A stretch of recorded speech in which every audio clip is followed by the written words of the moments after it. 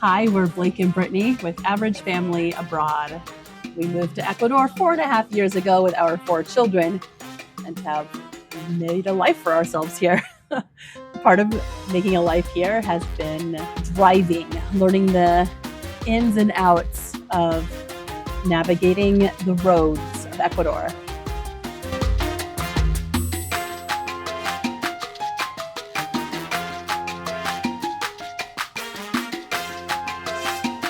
So in this video, we're going to share an overview of everything from getting your license to unexpected road rules, road conditions. Yeah.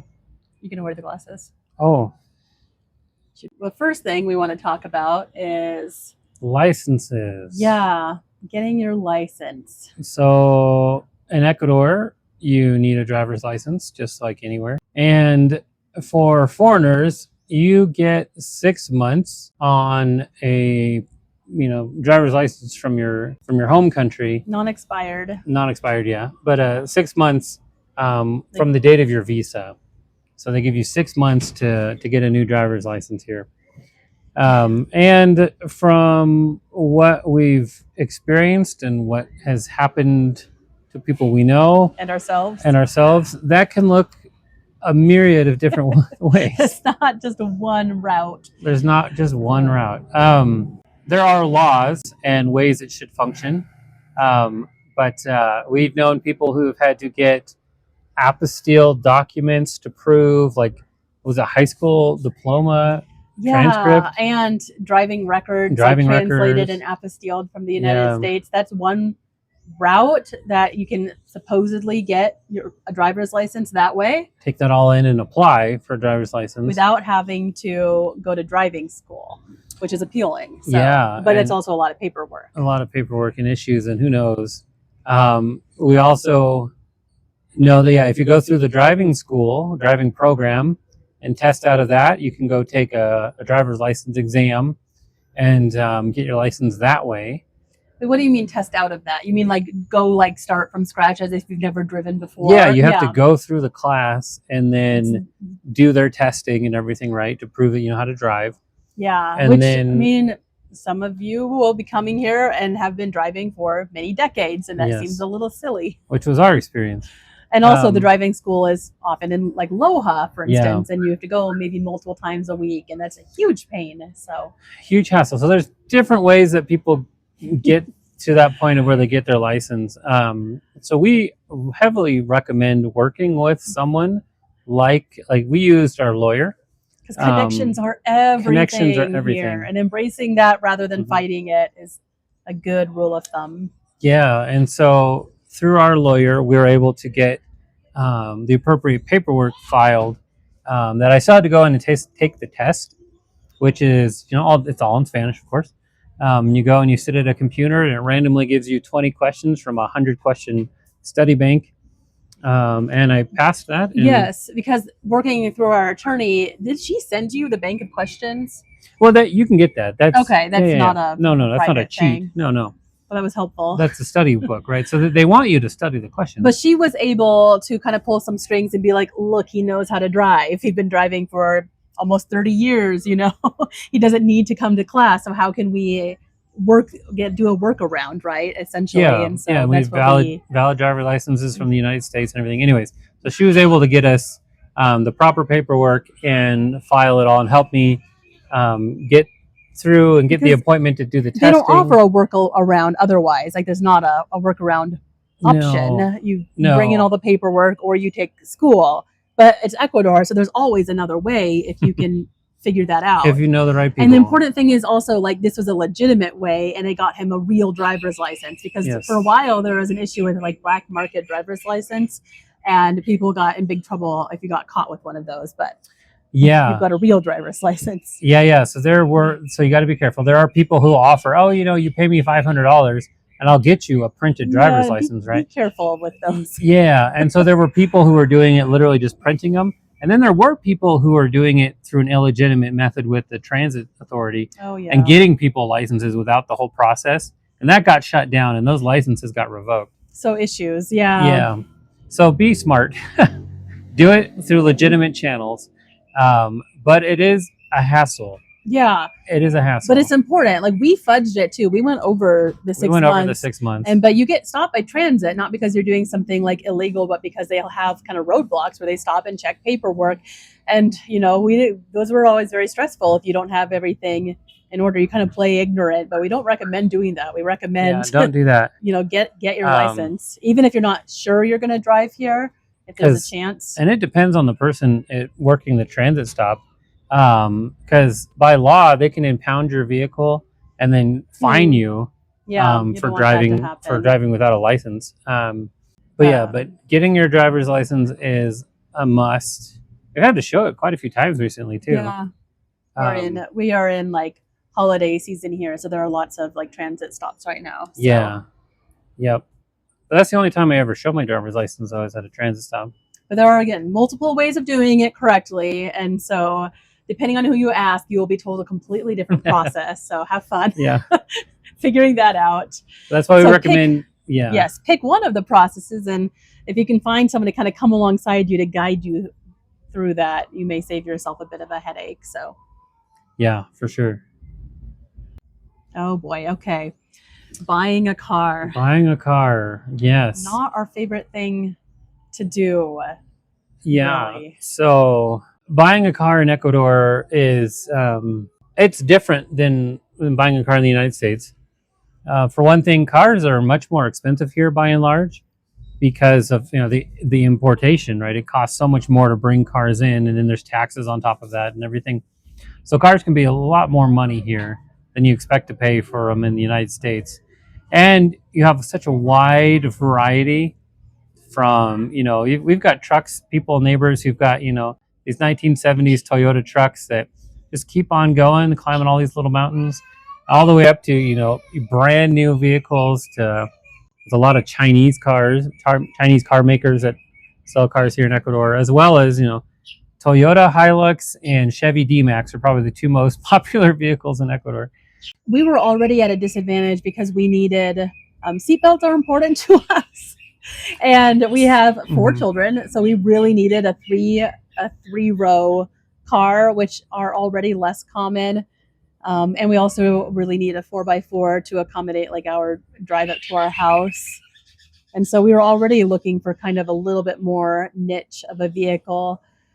That's just our lot right now, but we didn't know that initially, right? So we'll talk about. You can't bring cars in either. Like if you're like, oh, I'll just bring my car in a container, like that's almost impossible. It's very difficult, very, very difficult to do. And and for Ecuadorian citizen, it's possible. Yeah, but if you're not an Ecuadorian citizen, it's pretty much impossible. So money pays the way for everything. So there are ways to do it, but it's not, your average person isn't going to be bringing a vehicle in. We'll just say that. And then you want availability of parts and so on anyway. So there's benefits to getting a car that's common here. Exactly. Yeah. Because you want to buy something that parts are readily available for here in Ecuador. So our main advice is to, even if you're a car person, like we recommend maybe working with a local to help. So there are people down here who are extremely helpful, Ecuadorians who their business or things that they do are they will help you, foreigners, find, purchase, and register a vehicle. The right vehicle for your family. The right vehicle for you. And what they'll do is, so we, being in southern Ecuador, there's not a lot of vehicles available. There are some, you can buy a brand new car in Loja. You can buy dealers. There are used dealerships and stuff, and brand new dealerships. Well, that's what I'm saying. Yeah. But the vast majority of people go to like Ambato or Quito to look for cars because that's where they have a huge variety, and a lot of the secondhand markets, the guys who buy and sell cars at auction kind of thing, will flow through those two places. And those aren't close to us though. Those are far away. You're not just going to pop over and look at a car. No. Like if you go there to buy a car, you want to come back with a car. So. Yeah. So these people, they will travel for you. They will look, and they're buying it as an Ecuadorian, and so they know what to look for. You're going to get a better price, almost certainly. Potentially, yeah, better price. But they know the nuances of what to look for, what to expect, what questions to ask about vehicle history. Yeah, little sketchy things that people may do to their cars here. They know what to. Yeah, we don't know what to look for that way. Yeah, so there's just a lot of things that you just can't know, especially from a distance. One thing we've learned is you want to buy a car from the mountain regions here, not from the coast. And a car, when you buy a car, its place of origin like stays with it forever, right? Yeah, the license plate number. So license plates here work where it lives with that car its whole life. So you don't get a new license plate ever. It's the same license plate number for your vehicle for its entire life.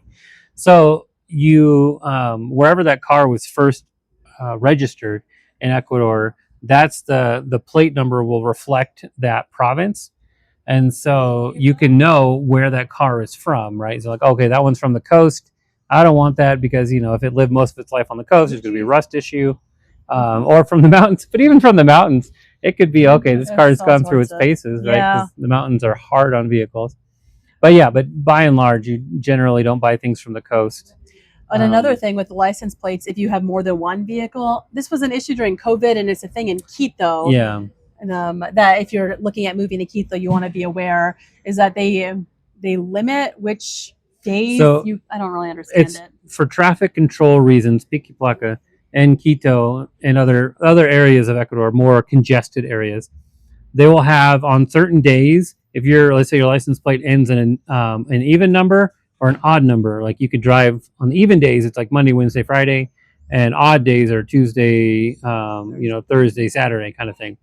And so a lot of people will make sure that if you have two cars, you want an odd car and an even. Odd number and even. And people will seek out vehicles just for that purpose. Just in case. And during COVID, they had some road restrictions. I remember for a while, we weren't here for that, but people said, you want to make sure you have an odd and an even if you have multiple vehicles. So yeah, something to consider if that might be your reality. An interesting peculiarity to plan for. Yeah.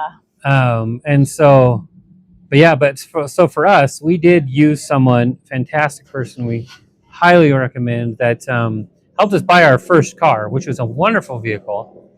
It was a Hyundai H1 12-passenger van, which was an incredible vehicle, fantastic for going between like road trips, like here to Cuenca and back. And like I could drive to and from Cuenca on one tank of diesel, right? It was amazing.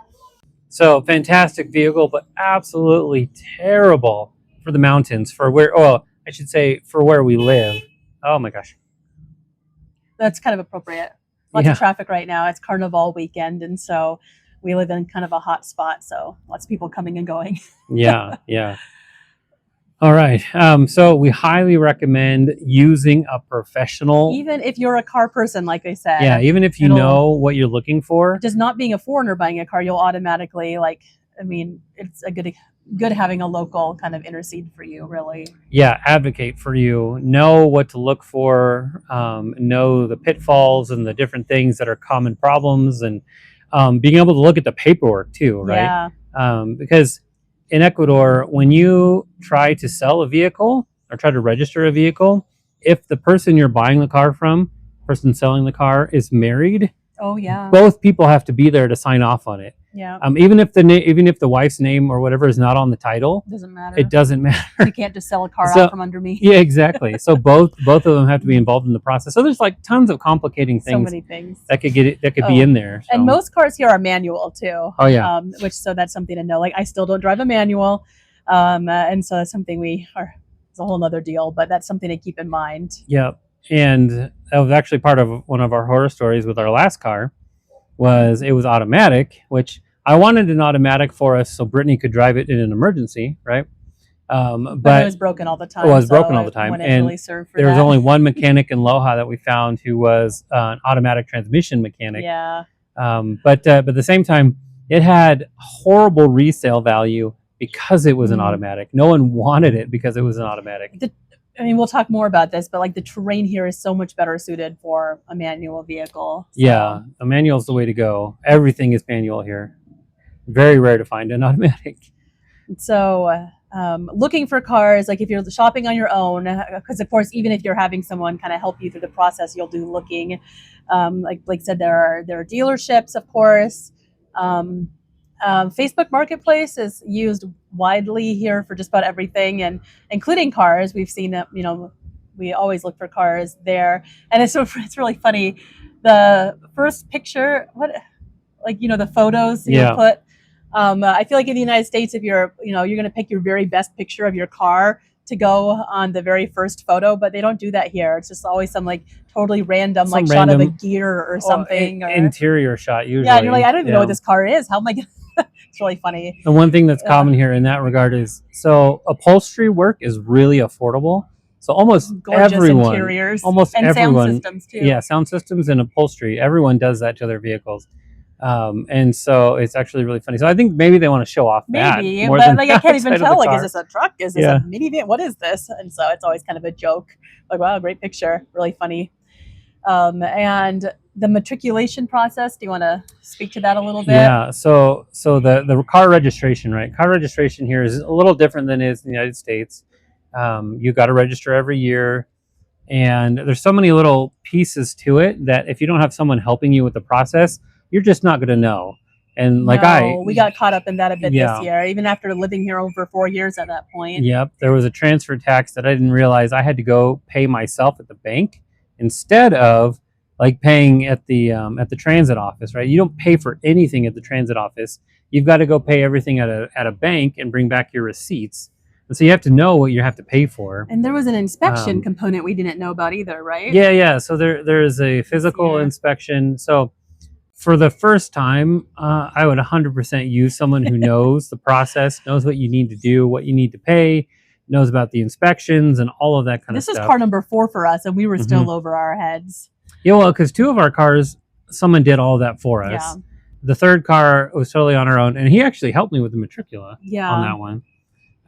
And then this last car, we did pretty much on our own, and then I still had to have help at the end.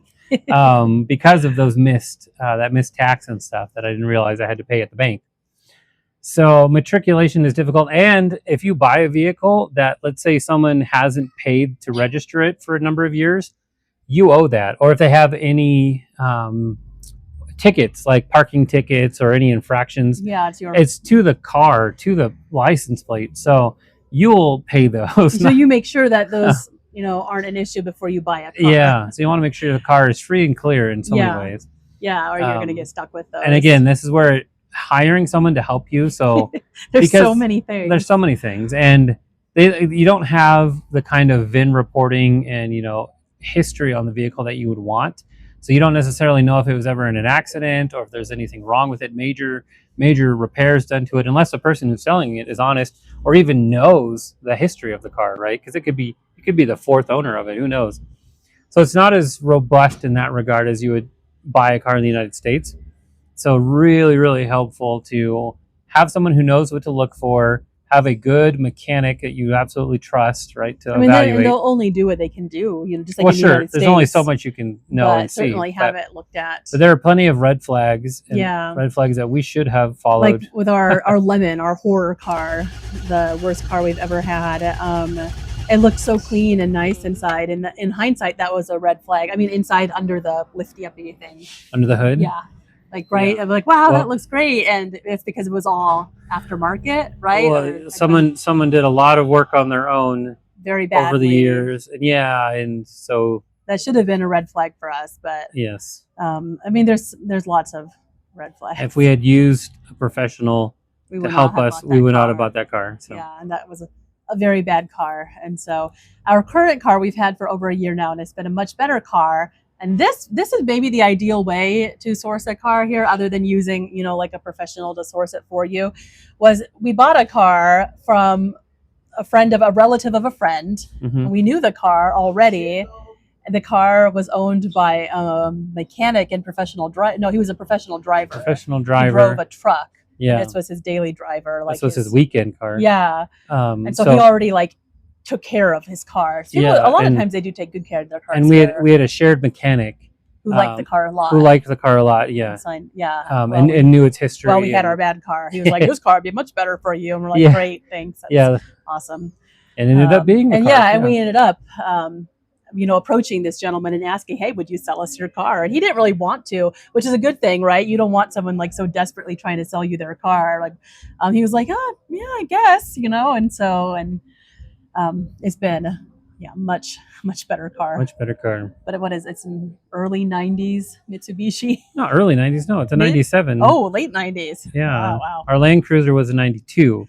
Yeah. which our Land Cruiser was our lemon. It was the our lemon. worst car I've ever owned. Horrible car. And not because it was a Land Cruiser, but because it was the worst car. Yeah, the previous owners had did their own thing to it for many years. It's cursed. Cursed. Yeah. Yeah.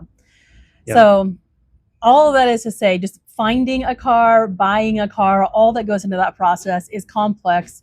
And most of you will not want to try that on your own, even if you know a lot about cars, even if you speak Spanish. Mhm. There's just so much that can go wrong, or especially in hindsight. I mean, unless you're buying like a brand new car. Sure, at a dealer and they do it all for you. Great. Yeah. That's awesome.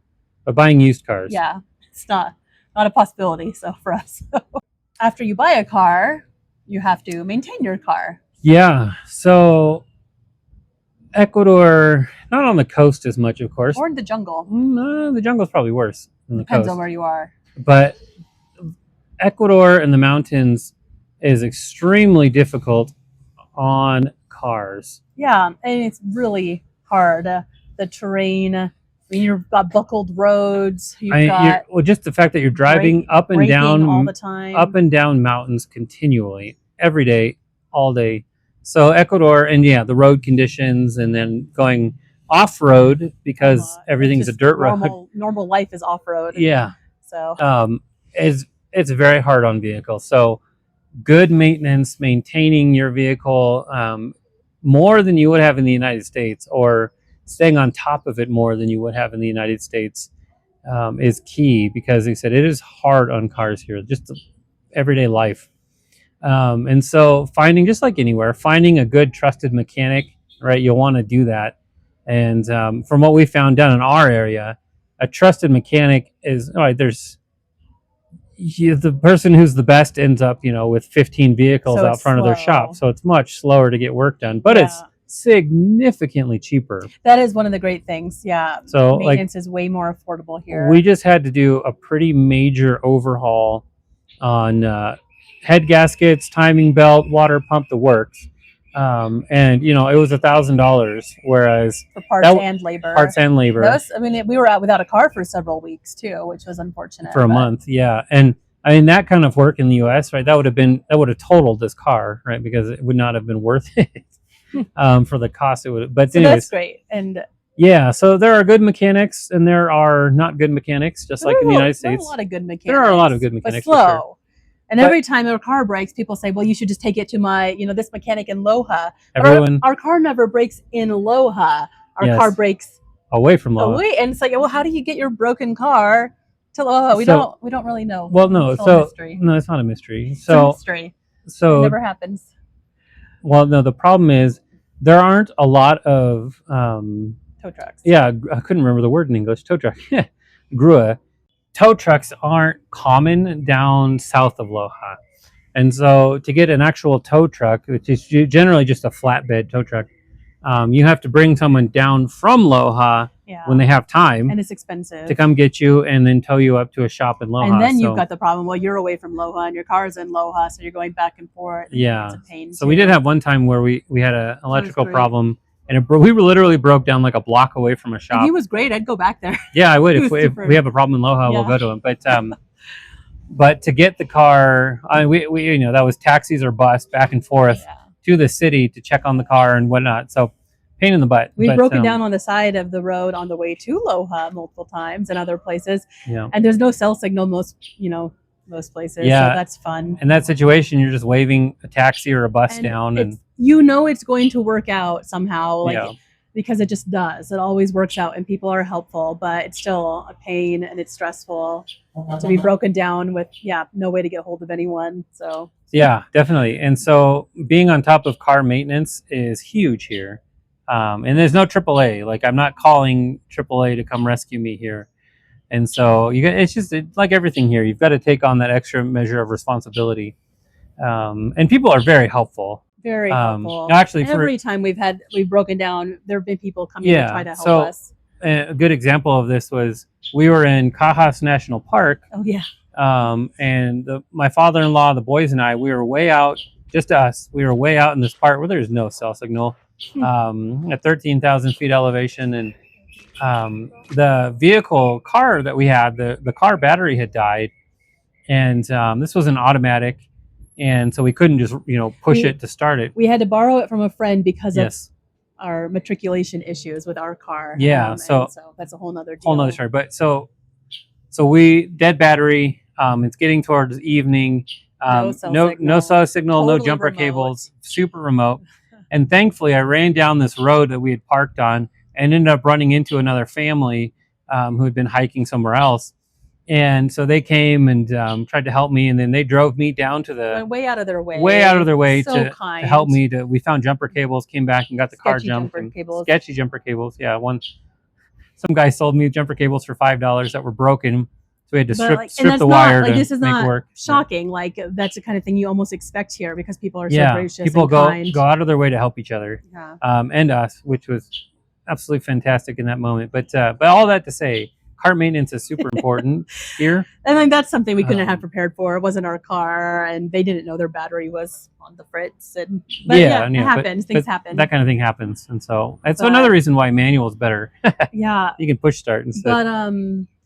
But what funny things like do you do maintenance and repair wise here that we didn't do in the United States? Funny things? Well, like we change our brakes a lot more. Yeah, obviously, so I got to change brake pads every 6 months here. Because you're always going downhill, always right? Going up or always going down. And so brake pad changes are really common. I do oil changes fairly frequently, more so than I would have. Do you put in different fluids? We don't use antifreeze here because it doesn't freeze. No, antifreeze. You should still use antifreeze. A lot of people don't. They'll just put straight water in their coolant system, and they'll pull their thermostats out. That's a common thing. They'll pull the thermostat because they don't need it. Right? Because you don't use air conditioner or heaters. Is that what you're talking about? I don't know anything about cars. No. So they pull the thermostat out because it doesn't freeze here. It's not cold here, right? So they don't need that time that the thermostat would keep closed to let things warm up. And so there are just some peculiarities in that regard. But I mean, your suspension system, all of the bushings, and brakes and all of that. Radiators, right? Well, yeah. So cooling. I mean, again, because we've had older vehicles, we're going up and down all the time, putting tons of stress on everything. That we've had numerous issues with cooling systems, and on our cursed car, we had so many issues. Always trying to troubleshoot that. Always troubleshooting. It's horrible. And multiple radiators and other things. So that was a mess. But modern cars don't suffer those same problems, though. What about tires? Talk about tires. Yeah, tires. I mean, obviously they get worn down just from the rough nature of everything. And depending on where you live, right? Like we obviously buy all-terrain tires. But if you live in the city, it's fine, right? You just normal street tires. But Ecuadorian transit, they will check your tires. And so you have to replace your tires probably more frequently than you would have in the United States. I think tire wear is probably worse anyways, but they make you change it, and they don't allow you to drive on bald tires or tires that are too low tread. Like they will check it sometimes, so and you don't want to get in that mess. Right. That I think leads into our next one, which is transit and road rules. So one thing to know here is there isn't like police won't pull you over for road violations, right? Unless you're doing something really egregious, maybe in front of them. They don't do traffic the same way you do in the United States, where they're out on the roads looking for traffic violations. That's not very common. Of course, it can happen. You can get pulled over if you do something. They will pull you over. You said for maintenance, right? Or if you're already pulled over, maybe you've had a traffic stop. Well, sure, but so how they do a lot of this is they just have traffic stops, right? That they'll block the road. Check your license and registration. Check your license and registration. They'll look at your vehicle. If you've got a cracked windshield, that's a violation. If you've got other issues like that, they care about those things. And it's really funny too, because you'll see all manner of vehicle, but at the same time, right, you have all the threats. That transit will impound your vehicle for for whatever issue. But at the same time, I see those exact issues all the time on cars. Yeah, they're still on the road, but But yeah, so transit, right, is it's the transportation police. Yeah, exactly. Different than your standard police officer. So they actually handle just the road. And like I said, the vast majority of your interaction with transit is just at roadblocks. Yeah. They may be looking for something specific, but they're going to want to see your license and registration, and you just show them, and We've never had any issues. And insurance isn't mandated here, car Like insurance. almost practically no one has it. Yeah, not very many people have it unless they have a newer car. And so they don't ever ask for that. So usually they're looking for your matricula, for your registration, to make sure that's up to date. So if someone is behind you with lights and siren going, that does not mean you're supposed to pull over. Not siren. They don't. Police use sirens. Well, or is no, it no. transit who uses sirens? So emergency vehicles here will drive with their lights on, always. Like they'll just be driving around town and they'll have their lights on. So it's not the same as them going code or driving it. Driving for an emergency. If they have the siren on, yes, that's different. The siren is a hey, get out of the way, but they'll just drive with their lights on. But you basically never get pulled over. I mean, if there were like a crazy emergency or something, I imagine maybe they would. But like, in fact, I would be cautious about pulling over in case it was some sort of like ruse or something. I don't know. Yeah, and it's not a thing that they don't here. pull you over. That's not very a common, not really a common thing that happens. Anything else people should know about transit or police? No, I mean most of the traffic laws, right, in Ecuador are pretty much the same as they are in the United States or other places where most of the rules of the road are the same. You drive on the right side of the road just like you would in the United States or Canada. Yeah. Or in the middle. Or sometimes there's only one lane. Well, sure, there are peculiarities, but the rules of the road are pretty much the same. But not the only, but one of the biggest differences is there's no right on red. So you can't take a right-hand turn on a red light here. And so that's something you should know because you can get ticketed for that. You can get in trouble.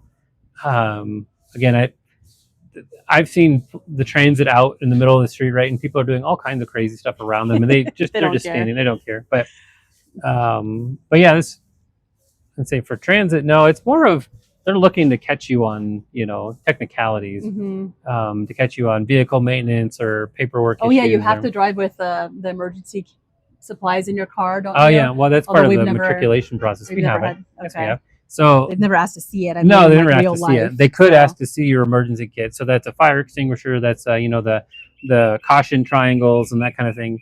They make you have those in your car here, which is good. Yeah, of course, because again, this is like intense driving. I mean, once you're out of the city, like you're out of the city, and you could be like in the middle of remote mountains. And so, along those lines, again, this is the rural Andean context, but there's a lot of passing on the roads, I would say. Yeah. And again, like, I mean, most roads are 2 lane or 1 lane or 1.5 lanes. I'm thinking about like comparing this to like suburban United States, for example, because, you get behind a truck or something. And so everything's 2-lane highway here, essentially. There are spots around major cities, especially around Quito and, Guayaquil, places like that, where there are, more traditional 3-4 lane highway kind of systems. But by and large, the vast majority of the road systems in Ecuador are just 2-lane highway. And so as you're going up these mountain grades, you'll get stuck behind a dump truck or stuck behind a bus or something like that. And so it is extremely common to pass each other. And a lot of times these bigger vehicles, they'll like signal to you that, hey, it's safe to pass. Like there's no one coming. As a consideration, which granted does not mean it's necessarily safe to pass, Still got to be, it's your responsibility. But there's kind of a sense of camaraderie, I feel like, among the other drivers here. You never see road rage. There isn't really road rage at all. It's kind of like we're all in this together. Not to say that people don't do dumb things. They definitely do. Including passing. On blind. Yeah. Yeah. You have to drive extremely defensively. Yeah, you have to drive defensively. Yeah. And well, that passing is like, it's a normal thing. Everyone does it. It's, you don't feel bad, and it's not like someone's not angry at you, right? You're going too slow. It's just everyone's going to go around you. Everyone passes each other, and for the most part, they do it politely and stuff like that. Yeah. But I mean, you got times where people pass a really poor decision making. But by and large, I'd say Ecuador, the roads are actually a lot safer. In some ways. Because people are driving defensively, and a lot of them are driving manuals. You don't have a lot of distracted driving. Yeah, distracted driving is very minimal. It's illegal to use a cell phone while you're driving in Ecuador, but you can't. Also, typically speeds are pretty low. Yeah. How fast do we like? What's the fastest we go on average I here? mean, Like driving out to church or something. Like, I'd say the fastest we probably go. I mean, we never get more than 40 miles an hour. I mean, and that feels like super fast probably now 25 to 35 is our like our fastest range that we drive here. because you're either in a little town or you're like navigating kind of crazy Mountain roads, passes, and and so so yeah, everything is really slow for the most part. So that's another reason. Yeah, you're right that speed isn't a factor in a lot of accidents and things like that. yeah, like there are way fewer accidents than you would expect. And a lot Hmm. of times when you see in the news an accident, it's because a car like drove off the road over into the abyss or something, which is, you know, Yeah, yeah, yeah, but yeah. not a lot of like actual accidents. I mean, there are some for sure, and there are stretches of road that are more dangerous, but you'd think there would be more than there are. So Yeah, so it's actually a lot more orderly, and people are paying attention way yeah, more to the road and what's going on than you would expect. And so it's nothing like you see in other countries. It's nothing like it's Mexico not like, yeah, or India, wild which is and insane, right? yeah, it's very orderly. It is quite Even orderly. in the city, Even in the you have city. to be a little aggressive with the traffic circles and stuff. Well, But sure, it's traffic circles anywhere in the world, yeah, but it's not crazy. so that's nice. However, moving on. Well, okay, a couple other kind of road rule things. Seatbelts are very optional here, and car seats like aren't really a thing. You'll The typically see babies like literally in mom's arms, which is I'll say it's the not law. awesome. It's the law to wear a seatbelt, and it's the law to not allow people to ride in back I of like a it, pickup truck and stuff. but But I would say 90% of the time, people are doing those things. yeah, I mean, Um, we've done all those things, and not like we recommend it. We have we wear seatbelts. we had to We install new but we had seatbelts yeah, we had in to our do that car. because they Yeah, didn't even come with they them. didn't have enough seatbelts in the car. And we've definitely locally, in our little town, we let the kids ride in the back of a taxi, or a pickup. No big deal. We don't on the main roads, but No. yeah, and car seats aren't a thing. Oh, talk about motorcycles. Well, sometimes you'll see a whole family on a motorcycle. Yeah, well, So that's also illegal too. yes, but it So still happens. lots of things are illegal, but not necessarily enforced. So yeah, motorcycles. I mean, just like a lot of the world, motorcycles are so cheap and affordable to operate that they are everywhere. And you'll get one person, two people, three Four or people, four or five five people all sitting on a motorcycle. little kids. Yeah, families together, and that's kind of alarming. Alarming. Yeah, Definitely not with helmets for everybody. no, But at the don't same like time, I don't that. want to judge. I mean, they're making their life work for them, but it's not I will ideal. judge. Okay, Yeah, don't do that. That's really don't do bad. that. Um, but uh, but no, it's against the law, technically speaking.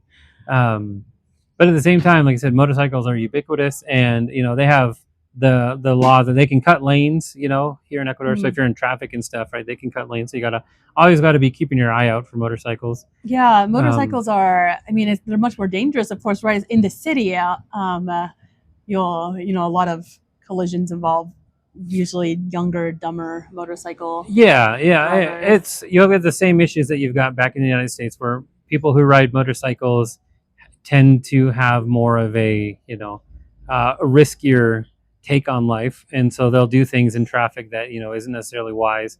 Same thing here. You've got plenty of young guys in particular who will hurt themselves or get into an accident. But lots When of great, safe motorcycle drivers Yeah, oh too. for sure. I mean, there's tons and tons and tons. Yeah, So for the amount of people who ride motorcycles, the incident rate is very low. yeah. Considering, But we still again, call them donors, like back in the ED. Motorcycle riders are you've got you're at a great risk. the roads are, well, we'll talk about that coming up. Roads and weather and things. There's lots of, got to drive, yeah, defensively wherever you are. So Yep. here, what was it?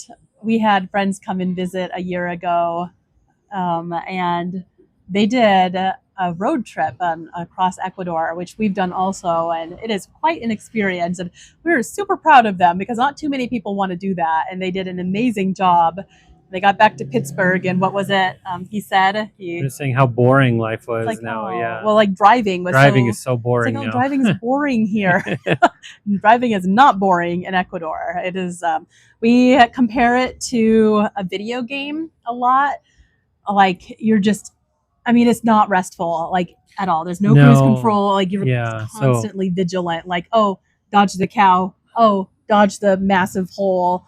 Oh, there's a, you know, So yeah, everything you can imagine. so We've like seen we it. like to give the example. It's only 5 hours from Loja to Cuenca, or from here to Cuenca, more or less. But that 5 hour drive is, the whole drive is you're paying attention so much to So everything, intently. You especially depending on the time of year too. never have a moment you're not just vigilant. Yeah, You have to be and you're driving a so manual, on. right? And you're going up and down mountains. You're dodging rocks. You're dodging other The vehicles. You're weather dodging cows. changes constantly Weather on that drive. changes. It's a really Yeah. cool drive. It's gorgeous. Yeah, so you're constantly on edge, constantly paying attention. So you get exhausted. It's an exhausting place to drive in all reality. So driving just around town is easy, but when you're But even driving, then, there's surprises. well, no, it's always surprises. Cows, dogs, horses, donkeys. dogs always hang out on the roads, bicyclists. on the side of the roads, and it's their territory. Like they'll just lay there and stare at you as you drive up. They don't care. And so Chickens. chickens, Yeah. So it is an active sport. Like it is something. Again, one of the reasons why I think there's very little distracted driving is because you have to pay attention all the time. So, which is good. Like I said, it keeps the incident rates down. It's definitely not boring. It's not boring. Yeah, you don't get in your little box with your air conditioning and then just kind of wait in line right at each traffic light with a bunch of cars. It's not like that at all. And so, like, some of you might find that sounds very unappealing, and maybe you shouldn't drive here. And no judgment at all, because a lot of people don't want to drive here. So, but like we said, it's very different than a lot of countries where it's just chaos. It's not chaos. It's not chaos. It's just adventure. It's just you have to be paying attention, not because of the other drivers necessarily. Another thing is speed bumps. They do love speed bumps here. Speed bumps. We've got some speed bumps. I mean, they make sense in like neighborhoods and stuff. Yeah. But we had the worst speed bumps in the jungle, right? Yeah, that was horrendous. We have driven through 16 provinces, something like a lot. We've driven through a lot of the country. Mm-hmm. And out in the jungle, everything is flat and smooth, and the roads are beautiful and so much better than the mountains. So Loja's roads are known for being horrible. So because they're so smooth and nice, people are going to drive really fast down them. And so because they don't have cops, right? They don't have police waiting and giving a radar gun and stuff. So they just put speed bumps everywhere. Horrible speed bumps. Huge ones. And you don't always and we were driving at night a lot for some reason. Oh, yeah. And you don't always see them coming, and you're slamming on your brakes when this massive speed bump appears. Yeah. We're in a rental car. Oh my goodness. Because they're not always painted and they're not always visible. Sometimes they are. Sometimes there's a sign. Keep you on your toes. Or sometimes there's a sign literally right before the speed bump. Instead of being like 100 meters speed bump, it's just like boom, speed bump. So you have to be on your guard. Even me, I wasn't driving, but I was speed bump patrol, and so there's no passenger princess here. You have to help out. And they're all varying degrees. Every speed bump will be different, right? So some will be no big deal, some will be a mountain. So yeah, that's a fun one. Yeah. Not so much where we are, because you don't need them because you're naturally going. Yeah, you can't go fast here. So. But the jungle has fantastic roads, and so you could go really fast, but you can't. So, oh yeah, and I mean again, weather here is just so hard on the roads. Yeah, and not just weather, but the fault lines. It's a major fault activity area, and so. I mean, they're just horrible. They're horrible roads in many places. Well, in the mountains in particular, it's difficult to build, roads. The water and seismic activity is just a losing. And not a losing battle, but it's a losing. It's a significant battle. And so on the coast, it's beautiful, smooth, flat roads in the jungle. But in the mountains, it's difficult, and particularly where we are. Yeah, in the end of the earth. At the end of the earth, you don't get a lot of resources. No. And so you could just navigating crazy ruts in the road, and places the road separated, and potholes that are like swimming pools. It can be pretty crazy. It can be crazy at times. And that's you just don't know what's going to happen. Oh, and when there is an issue with the road, you don't get traffic cones, and you can have all sorts of interesting ways of or people just go around it. I mean, it might never get fixed. If you're lucky, the government puts up a sign that says, "Hey, there's a bad spot." But sometimes people just put a tree branch out. Oh yeah, they'll put tree branches in the bad spot, right? So We had a chunk of road fall away, like on a really well traveled route between Loja and Vilcabamba. That kind of just, and that's Nangora? no. I mean, that's a whole nother thing. No, in between Malacatas and San Pedro, where there's that curve, and now it's just single lane there, and yeah. they never. What did they do to fix that? Nothing, right? It's just Well, they put a dirt berm, so eventually, which has caused 2 vehicles to flip over. But I mean, they didn't fix it. Like No. it's never Hasn't not been fixed. It The never entire will be time we've now. lived here, it has not been fixed. Yeah. But no, Noboa just gave a bunch of money, so we'll see. We'll see how much of it trickles down Yeah. to our road. But oh yeah, and so we had a landslide spot. Again, this is the Pan American Highway we're talking about, like major north-south thoroughfare. And granted, like this is it's not an easy fix for anyone, but like there is it basically cut us off from Loja for months. This spot, it was really risky. Yeah. And the road was closed a lot. Yeah, which required, the only way around was about a 3-hour detour.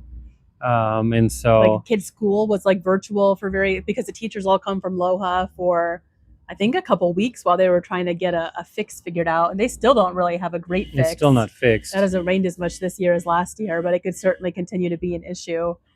Yeah. You're just so at the mercy of nature. Yes. Here. Nature still wins in Ecuador. That's a good way to put it. That's a lot of the parts of the United States we've learned how to defeat nature. Or keep nature at bay to some degree. Yeah, this is pretty. I mean, yeah, nature wins in Ecuador. 100%. And yeah, it's extreme, and so that includes the driving. You have this kind of like we're in it together mentality with the other motorists. Like we're constantly, people will always they'll indicate to you if they're flashing their lights, like, hey. And I want like, what does that mean, Blake? They flash their lights at us. He's like, how is he supposed to know? But it always means something. It could be like a transit stop up ahead. It could be a cow in the road. Oh, that's why they flashed their lights at us. But it's very much like a neighbor helping neighbor kind of, which is really nice. Yeah. And that camaraderie part is everyone just kind of, it's just what it is here, right? Yeah. Like I remember seeing a video on the news not too long ago where there was a landslide, pretty major landslide, and stopped a bunch of traffic.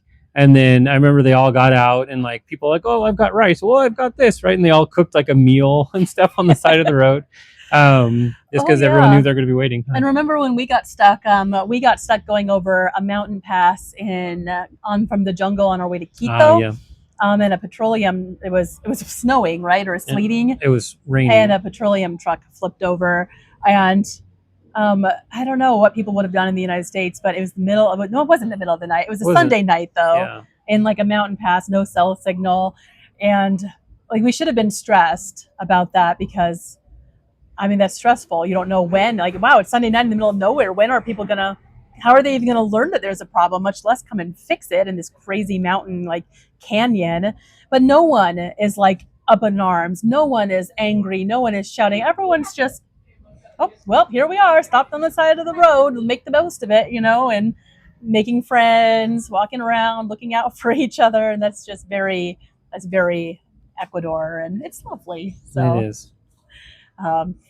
I'm sure more things will come to us. Driving is a major consideration just of life here. So if you're thinking that's in your future, welcome to the adventure. Yeah, it's an adventure. I'll just say that. Driving in Ecuador, and in the mountains of Ecuador, is an adventure. Especially our part of it. Yeah, because you've got... Cities are cities. Cities are cities, and there's absolutely gorgeous road around Quito and on the coast. Beautiful normal roads. But we didn't move there. So. No, we did not. So we moved to the adventure. Let us know what questions you have, or if you have comments on this like massive topic. We know this is kind of a broad overview. Maybe we'll do some more specifics. I think it would be fun to interview Claudio. Yeah, that's a good idea. Our car buying like extraordinaire, or Santiago, or the people who do this, and they can probably shed some more light. So maybe we'll have that coming up. But this gives you an idea about what it's like. So like this video, subscribe to Average Family Abroad, visit our website averagefamilyabroad.com, and we will see you on the next one.